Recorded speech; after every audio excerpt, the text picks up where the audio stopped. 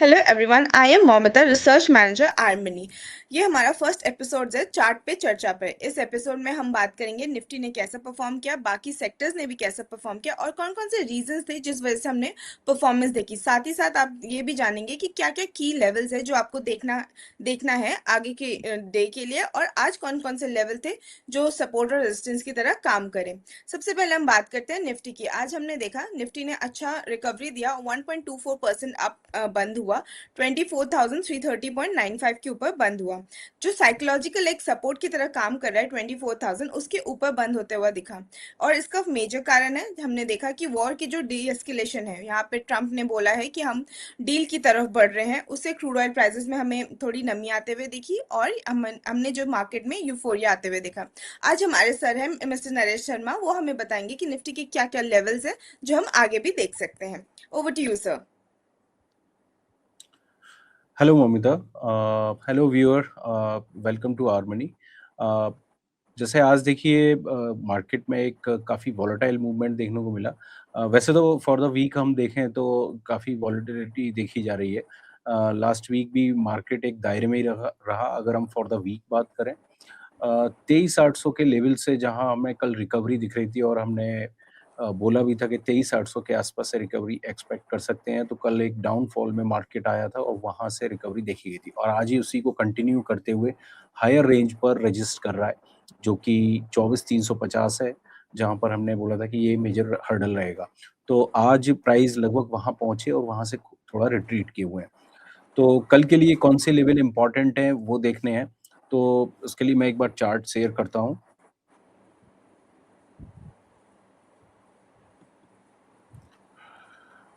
तो देखिए यहाँ हमने जो 23,800 के लेवल कल देखे थे और यहाँ पर एक पिन बार बना था और उसी कंटिन्यूएशन में आज ये बुलिश कैंडलस्टिक बना हुआ है और साथ ही साथ वॉल्यूम भी ऐड हो रहे हैं और साथ ही साथ क्रॉसओवर 50 21 डीएमआ 50 डीएमआ को कर रहा है। तो ये एक इंडिकेशन स्ट्रांग वाला है कि मार्केट का मोमेंटम स्ट्रांग है। हायर साइड में अभी जो मुझे लग रहा है नेक्स्ट डे के लिए रेजिस्टेंस रह सकते हैं, एक तो इमीडिएट रेजिस्टेंस है वो 24,350 है। प्राइस इससे ऊपर सस्टेन हो गए, जो कि लास्ट वीक भी हमने यहीं पे रेजिस्टेंस फेस करते हुए देखा था निफ्टी को। तो इससे ऊपर सस्टेन हो गए तो नेक्स्ट जो इंपॉर्टेंट रेजिस्टेंस रह जाता है वो 24,350 24,550 का। तो ये जो नेक्स्ट डे के लिए इंपॉर्टेंट रेजिस्टेंस है। अब बात करते हैं अगर कोई डिक्लाइन आती है सपोज, तो वहां कौन से लेवल है जहां से मार्केट में रिकवरी एक्सपेक्ट कर सकते हैं। देखिए इमीडिएट 24,100 है और उसके बाद 23,950, ये दो लेवल है जहां से मार्केट में रिकवरी एक्सपेक्ट कर सकते हैं। ये देख सकते हैं कि यहाँ पर जो 21 डीएमआ और 50 डीएमआ को जो क्रॉस ओवर हो रहा है, ये काफ़ी इंपॉर्टेंट है। अगले 1-2 दिन में अगर ये हो जाता है तो मार्केट में अच्छा मोमेंटम बन सकता है। अब मैं एक जैसे बैंक निफ्टी पर बात करता हूँ। बैंक निफ्टी ने हालांकि कल एक मेजर ब्रेकडाउन दिया था, लेकिन वो ब्रेकडाउन फेल होते हुए दिखा, जो कि लगभग 17 डेज जो ट्रेडिंग सेशन रहे हैं उसका लो लेवल ब्रीच हुआ था कल, लेकिन वहां पर प्राइस नहीं रुके और वहीं पर रिकवरी देखी गई और आज हमने यहाँ पर एक बुलिश कैंडल दिख रहा है और साथ ही साथ वॉल्यूम स्पाइक दिख रही है। तो ये अपने आप एक इंडिकेशन है कि यहाँ पर वॉल्यूम के साथ जो मार्केट में मोमेंटम आया है, पॉजिटिव मोमेंटम, ये कहीं ना कहीं पूरी तरह से सपोर्ट कर रहा है मार्केट को, आगे भी तेजी दिख रही है जिस तरह से टेक्निकल दिख रहा है। हालांकि जो हायर साइड में रेजिस्टेंस ले रहा है वो 50 डीएमआ को ले रहा है। आज भी लगभग 50 डीएमआ के आसपास से ही प्राइस में डिक्लाइन हुई है, जो कि 56,100 का लेवल है। प्राइस अगर कल इससे ऊपर सस्टेन होते हैं तो फिर आगे का मोमेंटम फिर स्टार्ट हो सकता है। वो मोमेंटम 56,650 के आसपास रेजिस्टेंस ले सकता है। इस बीच में डिप्स आती है तो वहां पर बाइंग अपॉर्चुनिटी है। इमीडिएट जो सपोर्ट दिखता है मुझे बैंक निफ्टी में वो 55,580 है, जो कि 21 डीएमआ का लेवल है, और फिर 54,800, ये मेजर दो सपोर्ट है जहां से मार्केट में रिकवरी देखने को मिल सकती है। एक्सपेक्टेशन ये लग रहा है जैसे ग्लोबल मार्केट भी बंद हुए हैं पॉजिटिवली, मुझे लग रहा है पॉजिटिव मोमेंटम रहना चाहिए, बाय ऑन डिप का व्यू रखना चाहिए इसमें। Thank you Naresh sir. हमने बैंक निफ्टी और निफ्टी के बारे में बात करी। अब थोड़ा हम सेक्टर्स की तरफ चलते हैं। जैसे कि हमने देखा निफ्टी ऑटो में काफ़ी रिकवरी थी, 2.41% की हमने उछाल देखी निफ्टी ऑटो में, और इसका मेजर कारण था कि क्रूड ऑयल प्राइसेस जो है उससे वो नीचे आए, $108 के आसपास चल रहे हैं अगर ब्रेंट क्रूड की बात करें। और इसके कारण से जो था, जो फ्यूल इन्फ्लेशन और राइजिंग इनपुट कॉस्ट है उसमें थोड़ी टेम होते हुए दिख रहा है। यही कारण था जिसमें हमने निफ्टी ऑटो में हमने थोड़ा अपसाइड आते हुए देखा। अब हमें सर ये बताएंगे कि निफ्टी ऑटो में कौन से लेवल्स है और कौन से स्टॉक्स है जो हम आगे आगे के दिनों में देख सकते हैं, जिसमें हम इन्वेस्टमेंट का सोच सकते हैं। Over to you Naresh sir. Okay, so देखिए ये निफ्टी ऑटो का चार्ट है। ऑटो इंडेक्स में आज एक अच्छी गेंद देखने को मिली, और आपने जैसे बताया कि क्रूड ऑयल के प्राइस में जो डिक्लाइन हुई है करीब 7-8% की, उसका डायरेक्ट इम्पैक्ट यहाँ पर तो दिखा ही है। लेकिन साथ ही साथ इसके जो स्टॉक्स हैं, उनमें जो रिजल्ट्स आए हैं अभी हाल-फिलहाल में, वो ज़्यादातर पॉजिटिव आए हैं, तो उसका भी एक इंडिकेशन दिख रहा है कि मार्केट में इसको पूरी तरह से सपोर्ट मिला है इस सेक्टर को। जैसे कि M&M का है, काफ़ी अच्छे वो रिज़ल्ट होके आए। इससे पहले बजाज ऑटो के रिज़ल्ट आए, वो भी फ़ेवर कर रहे थे, और कहीं न कहीं जो ओवरऑल ऑटो सेक्टर के लिए पॉज़िटिव रिज़ल्ट देखने को मिले हैं। अब बात करते हैं टेक्निकली। देखिए, प्राइस जो आज रिकवरी दिखी है, जैसे मेजर इंडेक्स में भी देखी, निफ्टी में भी, उसके साथ-साथ ये आउट परफ़ॉर्म करते हुए दिखे हैं स्टॉक, जिसमें ऑटो इंडेक्स का सबसे ज़्यादा है ना परफ़ॉर्मेंस देखने को मिला है। प्राइसेज़ जो कि 21 डीएमआ, 50 डीएमआ को क्रॉस ओवर कर रहा है, ये अपने आप में एक इंडिकेशन है स्ट्रॉन्ग, और साथ ही साथ वॉल्यूम ऐड हो रहे हैं। लेकिन मेजर जो रेजिस्टेंस है, जो कि हायर साइड में फेस कर सकता है, वो 100 डीएमआ का लेवल है। यहाँ अगर प्राइस अगर सस्टेन हो जाते हैं, तो मुझे लग रहा है और तेज़ी देखने को मिल सकती है। इमीडिएट जो कल के लिए मुझे रेजिस्टेंस दिख रहा है, वो करीब 26,900 का लेवल दिख रहा है। ये अगर प्राइस इससे ऊपर सस्टेन हो जाते हैं इंडेक्स के, तो मुझे लग रहा है आगे का मोमेंटम स्ट्रॉन्ग रह सकता है। हाल-फिलहाल में जो 200 डीएमआ से ऊपर जाके सेटलमेंट दिया है आज जो, वो स्ट्रॉन्ग दिखा रहा है। वो लेवल है 26,400 का लेवल। 26,400 से ऊपर टिके हुए हैं ऑटो इंडेक्स के प्राइस, तो मुझे लग रहा है और मोमेंटम तेज़ी में रह सकता है, जो और फिर हमें एक अच्छा सेक्टर अगर पकड़ में आ जाता है, तो अच्छे स्टॉक भी इसके मिल जाएँगे, और वो हम फॉलो करेंगे तो हमें अच्छा मोमेंटम मिल सकता है। सर आपने बताया कि निफ्टी ऑटो में 26,900 के ऊपर अगर ट्रेड करेगा तो अच्छे से ट्रेड करेगा। तो हम हुँ। इसमें कुछ स्टॉक्स के बारे में आप बता दीजिए, जैसे कि महिंद्रा एंड महिंद्रा काफ़ी अच्छा परफॉर्म किया आज, 1.85% से अपसाइड दिखाया। वहीं बजाज ऑटो की भी बात करें, उसने भी ऑलमोस्ट 2% से ऊपर की उछाल दिखाई। तो हम कुछ और स्टॉक्स भी अगर आप हमें थोड़ा बता सकते हैं कि जिसमें हम आगे के टाइम में थोड़ी अच्छी रिकवरी देख सकते हैं, क्योंकि क्रूड ऑयल प्राइसेस की वजह से हमने डिप्स देखे थे इन सारे स्टॉक्स में। तो हम आगे कौन सा स्टॉक होगा जो आप प्रेफर करेंगे एटलीस्ट इन्वेस्टर्स के लिए? देखिए, स्टॉक अगर M&M की बात करें, रिज़ल्ट बेटर हो गया है, और M&M है ना अपने हायर लेवल से काफ़ी करेक्ट हो चुका है, जबकि एक स्ट्रॉन्ग काउंटर है ऑटो इंडेक्स का। और यहाँ पर हम देख रहे हैं कि प्राइस जो है वो अभी 50 डीएमआ को क्रॉस ओवर करके, जैसे कल ही एक इंडिकेशन मिल गया था 50 डीएमआ और 21 डीएमआ को साइमल्टेनियसली क्रॉस करके, और वॉल्यूम के साथ जो बुलिश कैंडल बना है, वो अपने आप में एक इंडिकेशन स्ट्रॉन्ग दिखा रहा है। हायर साइड में जो मुझे अभी हाल-फिलहाल में रेजिस्टेंस दिख रहा है, वो 3400 का दिख रहा है।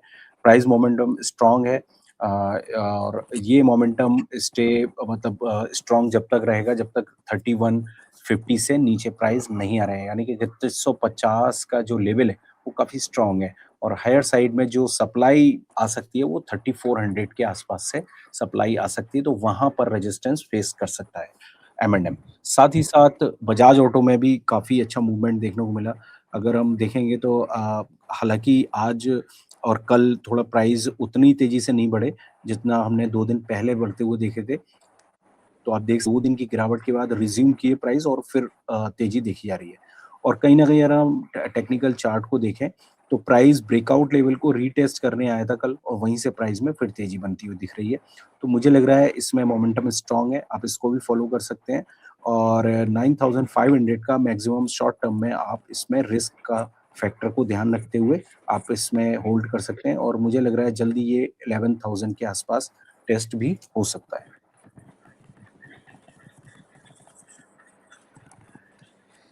Thank you sir, thank you आपके इतने इंसाइटफुल इंफॉर्मेशन के लिए अबाउट दी ऑटो सेक्टर।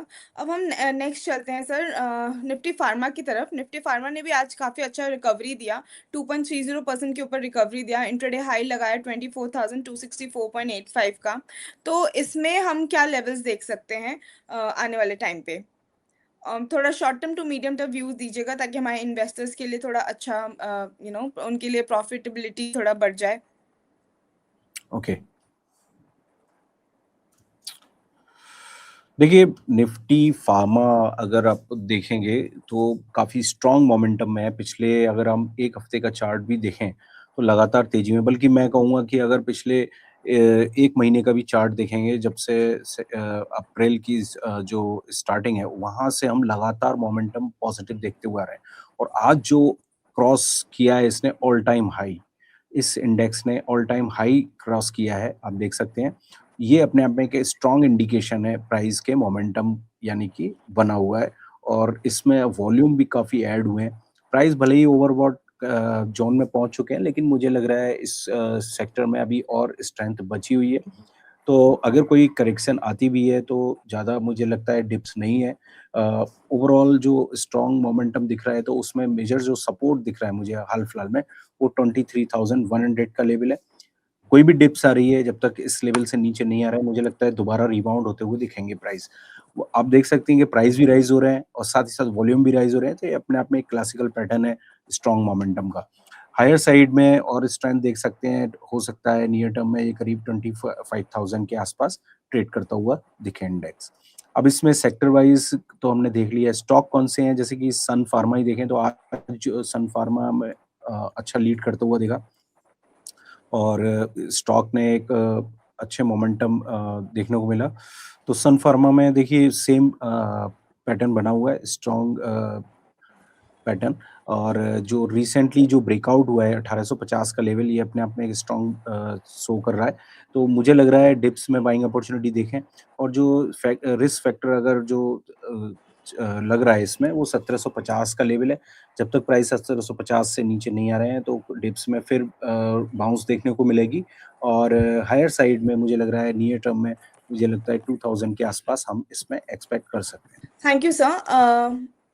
आज आप हमने देखा कि मार्केट में रिकवरी है, बैंक निफ्टी भी रिकवर किया, निफ्टी भी रिकवर किया, ऑलमोस्ट सारे सेक्टर्स ही थे जो ग्रीन में थे, सिर्फ रियलिटी जो था और एनर्जी तो था वो हमने उसमें थोड़ा सा डिप देखने को मिला। आप तो पूरा मार्केट ट्रैक करते सर, आज आपका फेवरेट स्टॉक कौन सा था अगर हम बात करें तो? आज वैसे देखिए एक सेक्टर और आउट परफॉर्म किया जो सबसे ज़्यादा बढ़त देखी गई, वो मुझे पीएसयू बैंक में देखी गई और उस पीएसयू बैंक को जो लीड करने वाला स्टॉक था वो एसबीआई था। मुझे लग रहा है एसबीआई का मोमेंटम अभी भी स्ट्रॉन्ग बना हुआ है। अगर हम चार्ट पर जाएँ तो अच्छा मोमेंटम दिख रहा है एसबीआई में।